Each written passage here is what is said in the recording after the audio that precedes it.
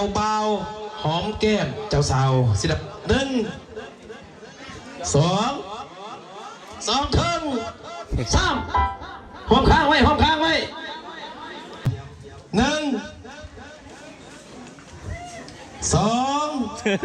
เทิงสามห้องข้างไว้ขอเสียงตัวดังๆเลยพี่น้องโอ้ยเจ้าสาวไม่ได้กินเบียร์สำเนาโอ้ยบ่ผิดปฏิกาเบิ่ง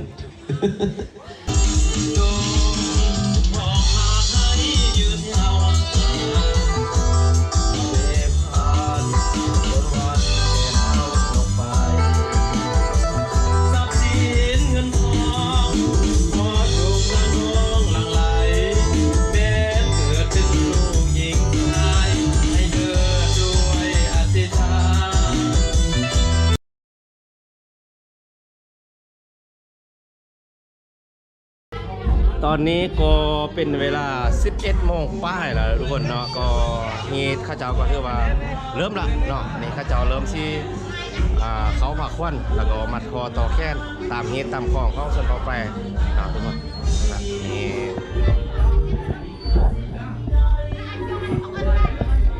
ผักควันก็เป็นคล้ายๆผักควันชนเผ่าเราลุ้มเขาแหละทุกคนมีตาควันแล้วก็มีควายบุกแคบทุกคนแล้วก็จะมีไก่ตัวนึงมีเล้าแต่ว่าจะบ่มีหม้อพรคืออยู่บ้านเฮาทุกคนจะบ่มีหม้อพรอวยพรหรือว่าหม้อพรฟูดจะมียกปากควันมาแล้วก็เบาหน่อยนึงแล้วก็พากันมัดแค้นเลย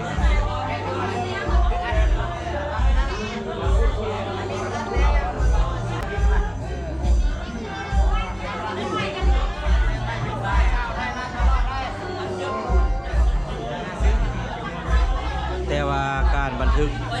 จดแต้มเขาเจ้าก็จะบันทึกนะทุกคนว่าโมคูหมอมัดผู้เขาได้เขาเจ้าก็จะจดจะแต้มอีรักได้ครับ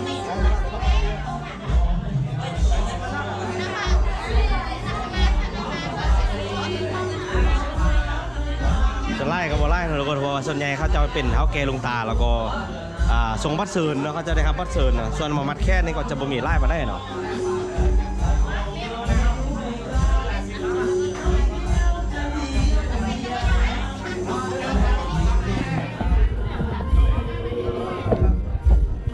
เดี๋ยวบริเวณจะไปมัดแค่ในข้าวเจ้าก่อนทุกคน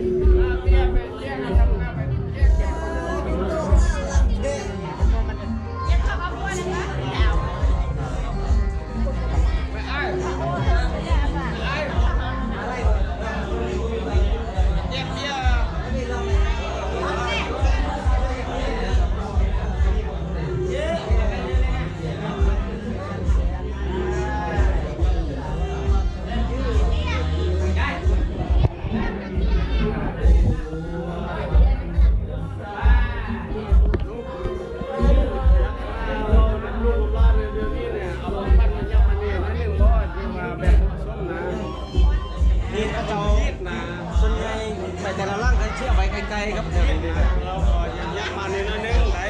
ยับมาได้แม่นเนาะก็ทำให้ไปแล้วไปเนี่ยมีอะไรไม่รู้แค่ลองยับเบิ้งเขาบอกต้องทำกับแม่เขาจังโอ้เนาะไอ้ยับบ้านห้องเนี่ยต้องแดงยับคนเมืองต้องแดงเราจ้องให้ทองจ้องไปจ้างยับพันห้องเนี่ยต้องเลิกทำแพ้ทำไปเยอะเยอะ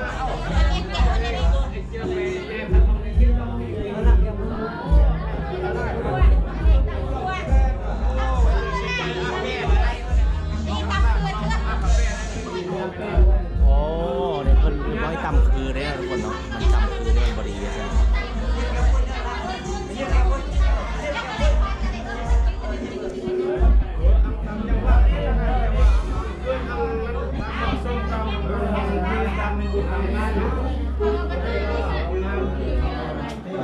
ก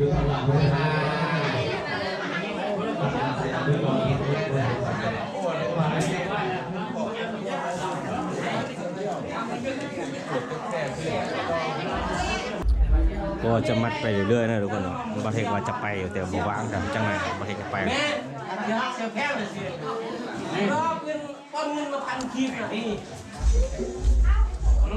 เ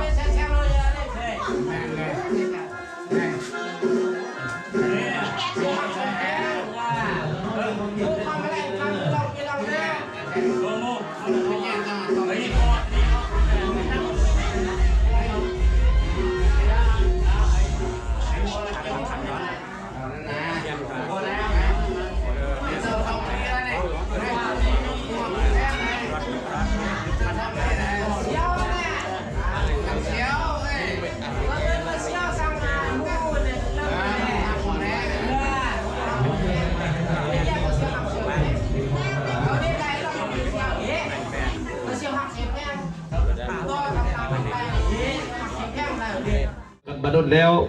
บ่บังเดินเสียใจเพิ่นก็ได้มื้อนี้เนาะเวลานาทีนี้แล้วเนาะเพิ่นสละความเป็นโสดถ้าท่านใดไอ้บ่าวหรือว่าผู้สาวสิมักผัวเพิ่นก็บ่ได้แล้วได้บ่นี่มันเป็นผู้บ่าวแล้วได้บ่นี่เนาะสิมักเมียเพิ่นบ่เป็นผู้สาวแล้วบ่นี่ทั้งสองเพิ่นสละความเป็นโสดแล้วประธานเนาะเอาความฮักที่แท้จริงมาฝากให้ทางประธานพ่อแม่พี่น้องซ่องกับซ่องไฟต่อไปนี้จะให้อย่างวะหอมแก้มเนาะโดยเอาเจ้าบ่าวหอมแก้มเจ้าสาวกันเนาะทางกุศลพุทธินันฮอตซีเด้อเอาเก็บไว้พิปฏิกาเบียดจอกหนึ่งนะ1 2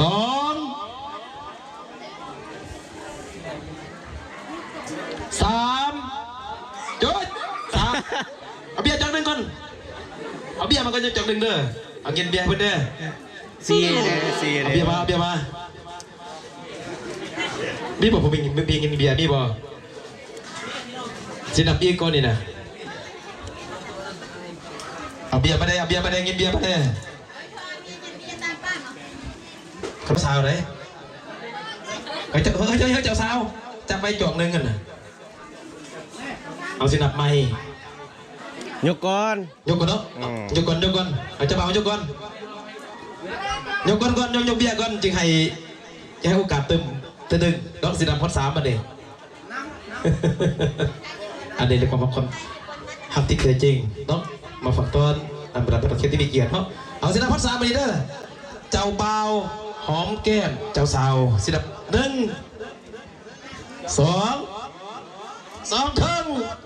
3หอมข้างไว้เสียงตบมือดังๆเลยพี่น้องเสียงเด้อมืดเลยบ่ยังบ่ยังเจ้าสาวหอมเจ้าบ่าวยังเจ้าสาวหอมแก้มเจ้าบ่าวสินับฮอด3นับเลยเด้อเกียม1 2 ครึ่ง 3หอมข้างไว้ขอเสียงตบมือดังๆเลยพี่น้องเด้อเจ้าสาวไม่ได้กินเบียร์สำเนาโอ้ยบ่ผิดพฤติกรรมมึงแสดงคนอีกแล้วเนาะวันนี้ก็เป็นวันวิวาห์มหามงคลวันนี้ทางเจ้าภาพทั้งสองเพิ่นงานไปเมื่อกี้นี้เราก็บุกกับใจทางเจ้าภาพทั้งสองฝ่ายที่มอบโอกาสให้ทางทีมงานบรรลุตีกับเขาเนาะที่พามวลประเสริฐในวันนี้ขอให้ประธานแขกที่มีเกียรติมาร่วมงานวันวิวาห์มหามงคลในกระจงมีแต่สุขความสุขดีไปพร้อมๆกับวันวิวาห์เราครับวันสงกรานต์ปีใหม่เราเนาะก็พร้อมกันแล้วเนาะอยู่ดีปีให้เพื่อทุกคนแบบเจ็บใจความใครจะสุดเบย์แต่เราเป็นตัวประธานแขกที่มีเกียรติเนาะต่อไปนี้บอกผมผู้สื่อเกียรติทางเจ้าภาพเจ้าใหญ่เจดีคนเดินตะคูบ่าวสาวเพิ่นเป็นพวกแก้วมีทิพย์ยิ้มเมียเสียวพวกหางเมียบีพันปีจะได้เมื่อไหร่เราเนาะซึ้งมันสิเนาะซึ้งแกเนาะให้ทาง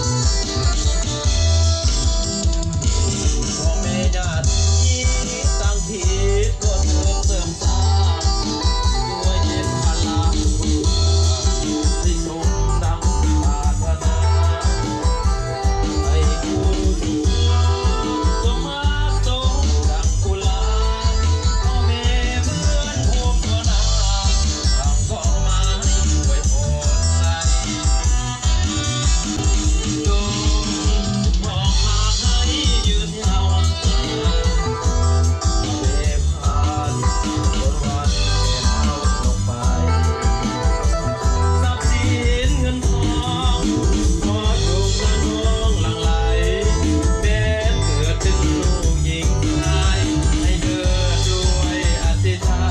น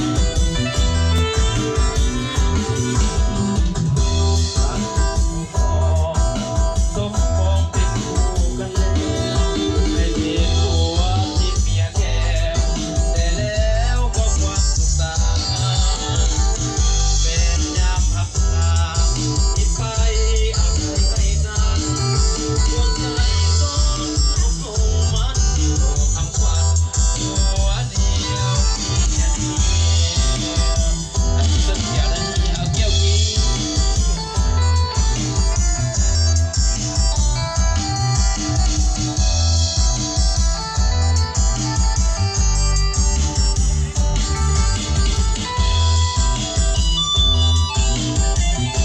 ยิ้มแน่ยิ้มแน่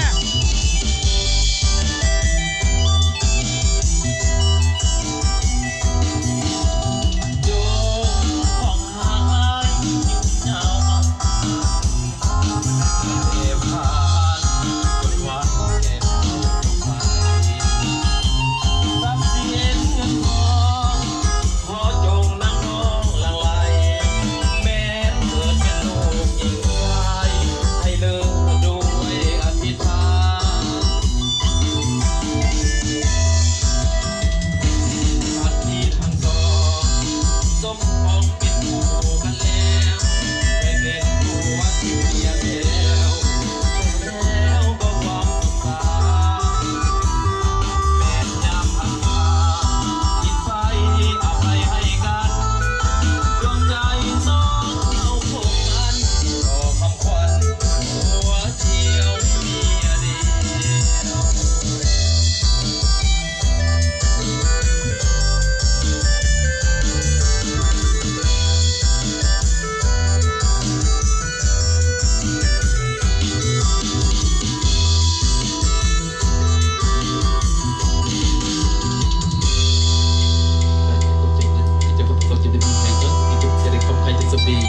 เลี้ยงเด้อได้ทั้งเจ้าภาพกันเด้อได้แล้วก็ทั้งเลี้ยงเขาทุกๆผ่านเด้อก็ดีเนาะ สุกยิ้มใส่กองให้อายเลยว่าแค่เดี๋ยวนั้นเลยว่าถ่ายไปมัน เขาไปยันหินเสือได้ทั้งเลี้ยงเด้อก็ดีเด้อผ่านวันนี้กับสัตว์ผ่าน ว่าจองเหนียวทับคุณเด้อลูกเด้อลั่นเด้อจะพาไปใช่จะพาผมมาเอาเด้อปักเฮืองนี่เด้อเป็นเจ้าบ่าวกันเด้อคอยเลยเด้อคอย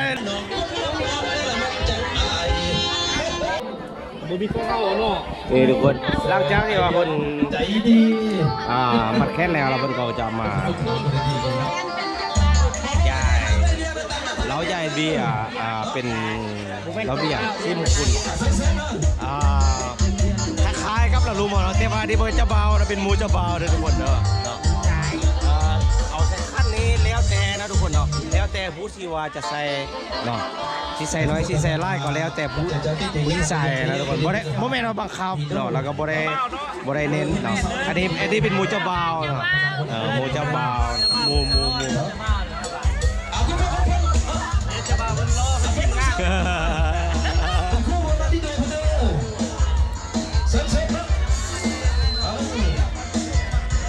มันก็จะเย็นไปเรื่อยๆเนาะแล้วก็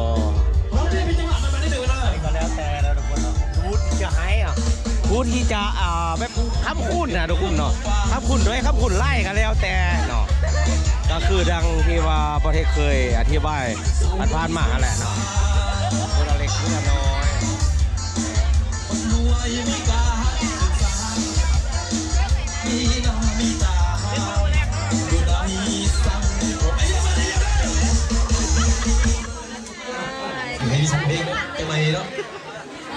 จับอยู่ไหนจับอยู่ไหน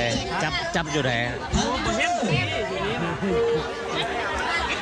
เล่นกว้างก็เล่นกองกว่าเล่นมันกว้างก็มันลึกมันก็ขนาดว่าหัวล้านนี่มันก็ยังมันจับอยู่เลยมีล้านเงินล้านเข้าเลยเนี่ย100 ล้านเลยเนี่ย2 ล้าน3 ล้านนี่จะพามาแล้วทุกคน ไปจะไปเรื่อยๆนะทุกคนเนาะ